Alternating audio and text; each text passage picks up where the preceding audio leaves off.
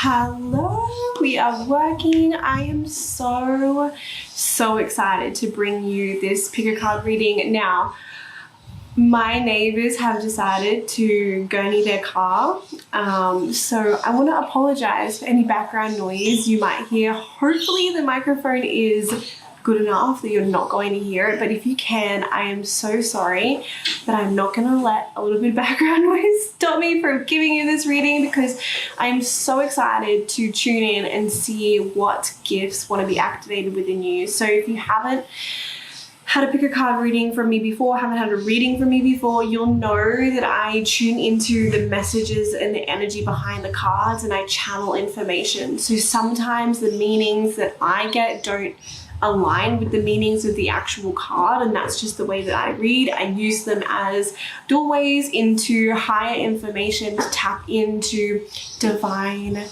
guidance. So I've got 3 groups. I'm going to show you the 3 groups, and then I invite you to intuitively choose which crystal resonates, which group resonates for you. Intuitively pick the group that you feel aligned with.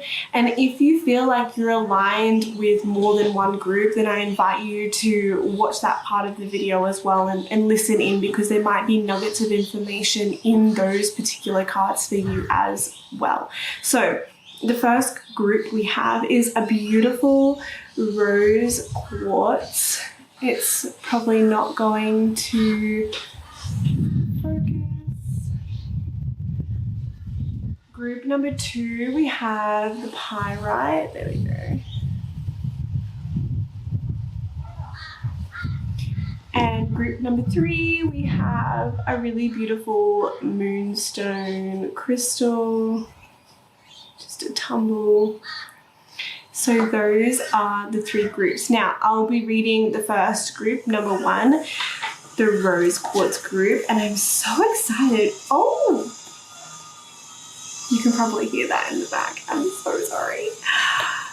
Oh, I love these cards. 2 actually jumped out. So I pulled from 3 different decks. I'll link all of the decks below, but I didn't even realize that 2 came out of this deck. So that's really cool. What I'm going to do is I'll go through them and I'll read you out each of the cards, and then I will interpret and channel any information and messages that want to come through. So the first card is actually Goddess Bridget. She is so beautiful, and her whole energy is about inspiration, passion, urges. I really feel aligned with intuition at the moment as well, which is really beautiful.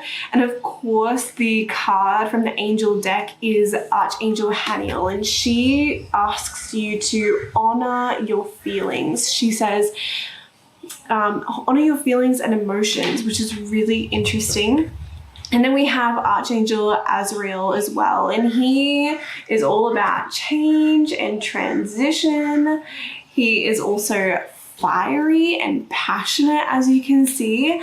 And then of course, and it's so funny because I was going to say, you can see the polarity in these 2 cards, and then the third card you have double mission. You have Lightworker Starseed, serve the world by being you. And I love this so much because the messages here are, when you follow your inspiration, when you follow your passion, when you follow your urges, which by the way are validated not only by this card, but by this card and this card and this card, like all of the cards align to this one message of, when you follow your passions, when you follow your desires, they are going to ignite you in a way that is going to lead you into the rooms that you want to sit in, which I really, really love. There's also this feeling of like being able to activate other people, which is interesting because I get this feeling of like deep activation within others. It's interesting because the message that I'm getting is like, you almost know how to like push other people's buttons. And this can be in a really good way, and it can also be in a really triggering way as well, which I find beautiful because you are the Rose Quartz group, which makes sense because Rose Quartz really encapsulates a really beautiful feminine feel. And we're talking about desires, we're talking about intuition, we're talking about inspiration and passion and all of those beautiful like womb energies. So there's this feeling of activation in our womb. It incorporates this fire energy, which not only is passionate and fiery and just really strong, it can actually be a really beautiful cleansing tool, and it can be something that regenerates energy and spirit and growth within the world. So it feels like you have this polarizing gift that wants to come online, but there might be a part of you holding back. And I want you to know that the message that's coming through here is to trust what's coming through in terms of you being able to, one, activate desires within yourself and in others in a way that is supportive and loving and wholesome and aligned for you and that person as well. So this double mission is really the message that I'm getting around this. Is it might feel like it's a lot, or it might feel like you're on the brink of triggering somebody. But just know that in those triggers actually lead us back to our true desires. And only when we are in tune with our true desires can we really start to understand why we're doing, like why are we here on earth, what direction we're meant to go in, our purpose, our whole identity as a human being and as a starseed as well. So I think that's really interesting and really, really beautiful. And definitely the message here is to embrace your ability to activate yourself and others. Lean into your ability to transform people's energy, mind, gifts, abilities, view on life. There just feels like there's a very strong energy within you that is able to activate others. That is what I can feel, but in a way that is supportive and loving, and it's not coming from a mean or like out of aligned place. It doesn't feel like it's coming from a dense place at all, which is really cool. So I hope that you enjoyed that. If you resonated with that, let me know, because I'm so curious to hear. But thank you so much for listening, and yeah, I'm so interested to see who picked that pile. It seems really, really beautiful. So thank you very much. All right, my group 2, don't mind my crazy hair. I was taking some crazy photos this morning, but don't mind me just messing with my hair. I've got an Aries mood. My group number 2, I love how it is. There we go. My group 2, my Pyrite group. Oh, that's already an interesting feeling. Oh yeah. Oh my gosh. Okay. I'm just tuning in, so don't mind me just like taking a minute, because this is pretty big and it's pretty exciting, but it is also incredibly deep. It's really, really deep, which I really like. I'll show you the cards so you know what I'm talking about. This first card is Goddess Persephone. She is the goddess of dark and light, of holding polarity. Harmony only exists within contrast. There's Archangel Michael who came through, which I am so... Do you know what? When I was shuffling these cards, this card I saw, it was like my deck just splattered. I needed to cleanse it, but it splattered and I saw this card, and then it came up in this groove, and I was like, oh, okay, it was meant to come through today. And then when I was shuffling, I had my fan on right here, and I kid you not, this card came flying out. It hit the fan, it came all the way back down, and then it like landed face down on my desk here, which I thought was so cool. There's this ability to mutilate mutilate is the wrong word, but to, what is the word? Lead energy, to create momentum, to like set. There's this feeling of reset in this group. There's this feeling of being able to bring people back to themselves. There's this feeling of like de-shedding, but it's always about coming back.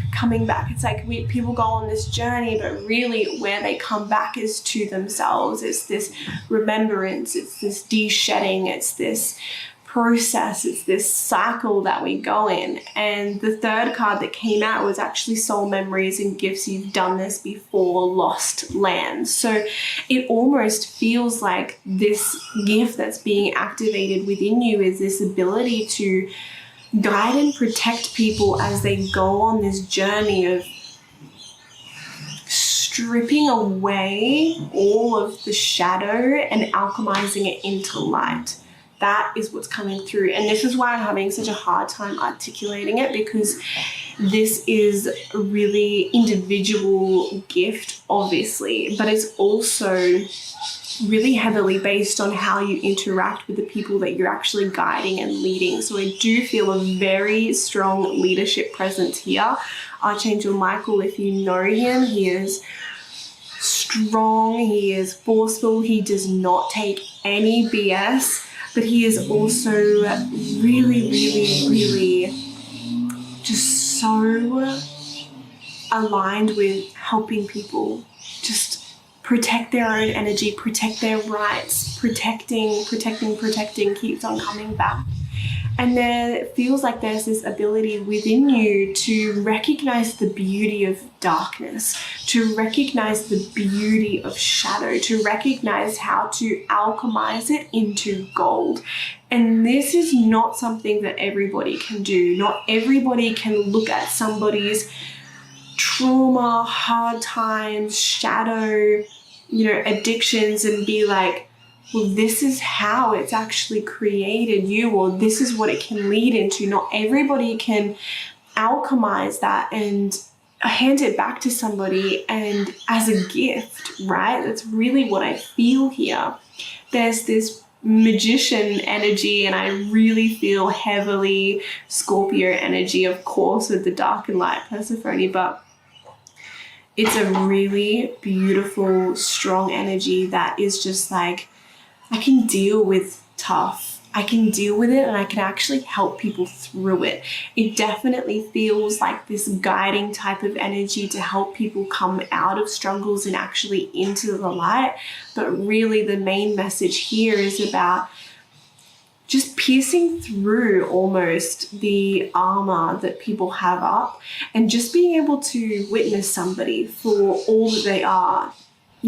Shadow and light, good and bad.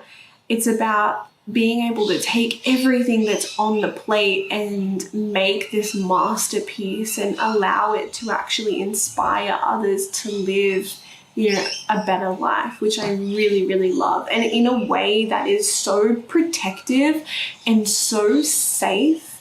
I really feel that people feel safe with you. I feel if you let yourself open up a little bit more in terms of reaching new people or sharing about yourself, and I really feel that people would be more inclined to gift you their energy to work with, because it definitely feels like you have such a protective energy about you and this incredible gift to be able to, like I said, take light and dark and alchemize it into something that people can actually look at and be like, okay, I get it. I get why I have this shadow, and I understand that it's actually a gift. It's almost like alchemizing the shadow into light, but in a way that doesn't take away from the wholeness of the shadow. I hope you understand what I mean, but that is really, really cool and an incredible gift that is being activated within you. So continue to play into that, continue to lean into the shadow and the light within your own self, because you are your best guide, and the way that we deal with ourselves is how we really deal with others. So I love that. If that resonated for you, if you feel that just leaning into you, I'd love to know. I'm so curious. Let me know in the comments below. But we have now our group number 3. We have our Moonstone people. And you guys had some cards flick out as well. You had 4. So like I was saying with group 1, I chose 1 card from each deck, but you had 2 jump out of here, which is really cool. So I'll show you each of the cards and then I will explain to you what's kind of going on. But oh, it's good. I'm so excited. Okay. The first one is the Seas of Minkatan, and it is cool because it talks all about seeing potential, bringing unconscious to light. It's like clearing the muddy waters. You then have Archangel Orion, which is all about manifesting miracles. I love this. You then have Goddess Mazu, all about integrity. Remember what you stand for, especially when no one is looking. A message just came through, but I'm going to ask them to bank that. And then you have this one as well. Divine timing. Everything is happening according to plan. Goddess Arana Hood. The message that came through was like, this ability to like walk the walk and like talk the talk, right? There's this feeling of, there are some people in spaces in all different walks of life, in all different arenas, who say they're something, but behind closed doors, they're not that thing. I hope that makes sense and you're picking up what I'm really trying to say. It feels like for you, what's really coming online is, 1, your ability to pierce through BS and pierce through facades and really get to what people actually want. And this whole thing of manifesting miracles is beautiful, and I really feel this strongly, this almost ability to, like it was saying, bring to light what actually wants to come through, the truth of a person. It's not so much about what group 1 was about, the desires, more so it's about truth, it's about integrity, it's about leadership and honoring people's own truth. It's almost as well about breaking down the facade that people have up sometimes, and this ability to just pierce through and be like, I kind of know what's going on behind, you know, what they're portraying, or the mask that they're putting on over themselves. There's this ability to just pierce through it that's coming through. But then there's also this really cool feeling of like seeing the potential in a person and helping them recognize that, and also manifesting that out into reality.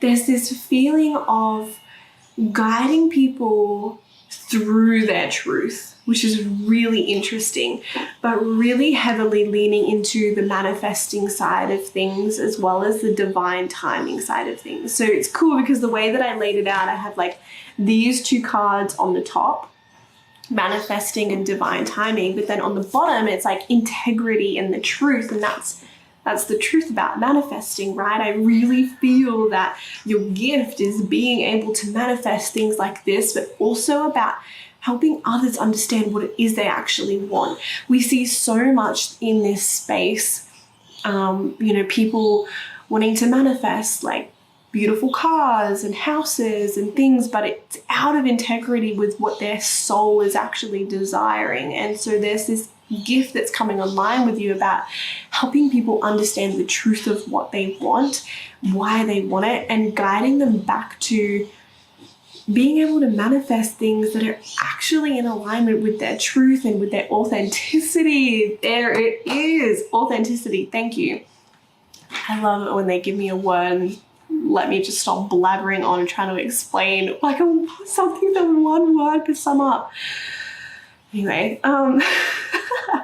authenticity, yes, guiding them back to authenticity and guiding them through manifesting their own authentic, truthful desires, which is so cool. It's like you guys are the manifestors and the guiders.